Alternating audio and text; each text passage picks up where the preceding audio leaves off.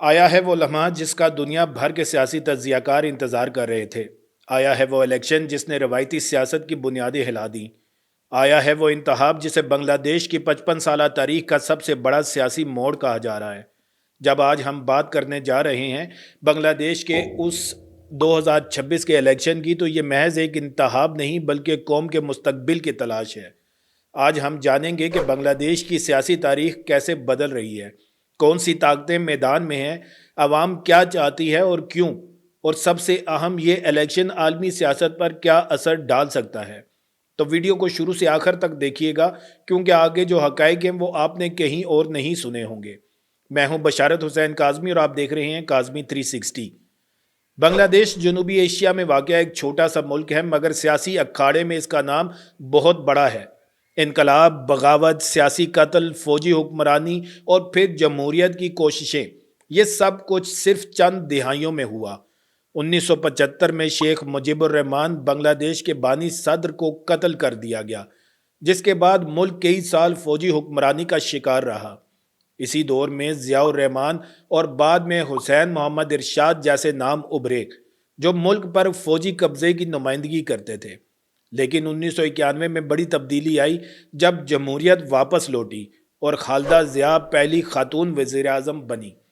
اس کے بعد 30 سال تک دو خاندانوں نے بنگلہ دیش کی سیاست کو قابو میں رکھا۔ شیخ فیملی باشمول شیخ حسینہ واجد اور ضیاء فیملی باشمول خالدہ ضیاء۔ 2009 سے 2024 تک شیخ حسینہ واجد نے ملک پر مضبوط سیاسی گرفت برقرار رکھی، لیکن 2024 میں ایک زبردست طلبہ تحریک نے صورتحال بدل دی۔ یہ تحریک صرف احتجاج نہیں تھی، یہ ایک سیاسی بغاوت تھی جس میں تقریباً 1400 افراد جاں بحق ہوئے اور آخرکار شیخ حسینہ کی حکومت کا خاتمہ ہو گیا۔ یہی وہ نقطہ ہے جہاں 2026 کا الیکشن جنم لیتا ہے، ایک نئی سیاسی دنیا کا آغاز۔ بنگلہ دیش کی آبادی 17 کروڑ 30 لاکھ سے زائد ہے اور دنیا کا 8واں بڑا آبادی والا ملک ہے، جس میں رجسٹرڈ ووٹرز کی تعداد 12 کروڑ 70 لاکھ ہے۔ ان میں سے 50 لاکھ پہلی بار ووٹ دینے والے نوجوان ہوں گے، اور یہاں دلچسپ بات یہ ہے کہ تقریباً 44% ووٹرز 18 سے 37 سال کے درمیان ہیں، یعنی ایک بڑی تعداد نوجوان ووٹرز پر مشتمل ہے جو کہ طاقتور سیاسی اثر رکھتے ہیں۔ یہ وہ لوگ ہیں جو طلبہ تحریک کے دوران سڑکوں پر نکلے، یہ وہ لوگ ہیں جنہوں نے سیاست کو تبدیل کر دینے کا عزم دکھایا، اور یہی نوجوان آج الیکشن کے نتائج کو فیصلہ کن بنا سکتے ہیں۔ اگر بنگلہ دیش کی آبادی گنجان ہے تو ڈھاکہ اس کا دل ہے۔ ڈھاکہ کی کل آبادی 3 کروڑ 70 لاکھ سے زیادہ ہے، جو خود ایک چھوٹے ملک جتنا ہے۔ یہ شہر الیکشن کے نتائج پر زبردست اثر ڈالتا ہے، کیونکہ سیاسی قوتیں اسی نوجوان اور میڈیم کلاس ووٹرز کو جیتنے کی کوشش کرتی ہیں۔ بنگلہ دیش کی 90% سے زائد آبادی مسلمان ہے، 8% ہندو، جبکہ 2% دیگر مذاہب کے لوگ یہاں رہائش پذیر ہیں۔ یہ تہذیبی اور سماجی تفریق بھی سیاست میں ایک بڑا عنصر بنتی ہے۔ بنگلہ دیش نے گزشتہ 25 سالوں میں بڑی تیزی سے معاشی ترقی کی ہے، لیکن حالیہ اعداد و شمار میں شدت کم نظر آتی ہے۔ ملک کی مجموعی قومی پیداوار 461 ارب ڈالر ہے، جبکہ فی کس آمدنی تقریباً 1990 ڈالر ہے، جو غربت کے خاتمے کو ظاہر کرتی ہے۔ حیران کن بات یہ ہے کہ جب دنیا میں ترقی کی رفتار بڑھ رہی ہے تو بنگلہ دیش کا معاشی نمو صرف 3.97% رہ گیا ہے، جو کہ پچھلے سال کے مقابلے میں کم ہے، جو پہلے 4.22% تھی۔ لہٰذا معاشی مسائل بھی الیکشن کے موضوعات میں سر فہرست ہیں، خاص طور پر غربت، بے روزگاری اور مستقبل کی امیدیں۔ بنگلہ دیش ایک پارلیمانی جمہوریہ ہے، یعنی طاقت عوامی نمائندوں کے ذریعے منتخب ہوتی ہے۔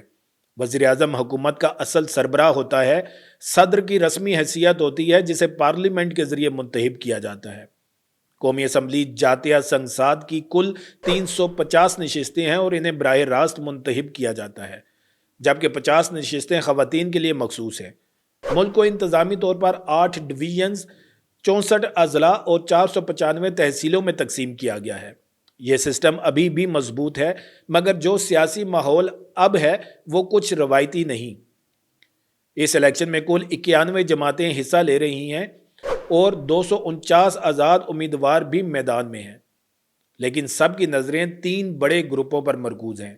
نمبر 1، بنگلہ دیش نیشنلسٹ پارٹی، جس کے قائد طارق رحمان ہیں، جو کہ سابق وزیر اعظم خالدہ ضیاء کے صاحبزادے ہیں۔ بی این پی 300 میں سے 292 نشستوں پر الیکشن لڑ رہی ہے اور اس کے ساتھ 5 سے زائد چھوٹی جماعتیں شامل ہیں۔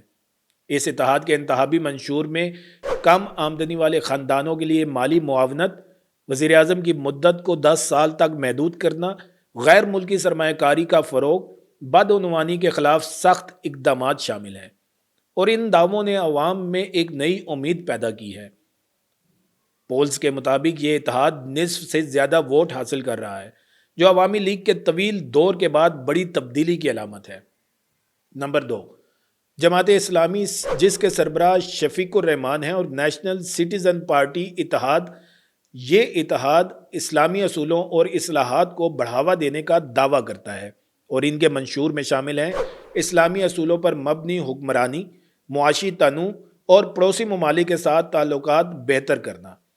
224 نشستوں پر جماعت اسلامی جبکہ 30 نشستوں پر نیشنل سٹیزن پارٹی اتحاد الیکشن میں حصہ لے رہا ہے۔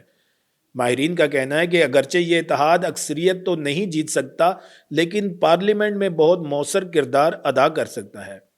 نمبر 3، دیگر حصہ لینے والی جماعتوں میں جاتیہ پارٹی کے دھڑے، جے پی قادر اور جے پی ارشاد، لیفٹ ڈیموکریٹک الائنس اور امر بنگلہ دیش پارٹی شامل ہیں، جو ان ووٹرز کو متوجہ کرنے کی کوشش کر رہی ہیں جو روایتی اور مضبوط سیاسی نظام کے مقابلے میں اصلاحات پر مبنی متبادل چاہتے ہیں۔ یہ سیاسی جماعتیں عوام کو اصلاحات، شفافیت اور تبدیلی کا وعدہ کر رہی ہیں، خاص طور پر ان لوگوں کے لیے جو روایتی طاقتوں سے مایوس ہیں۔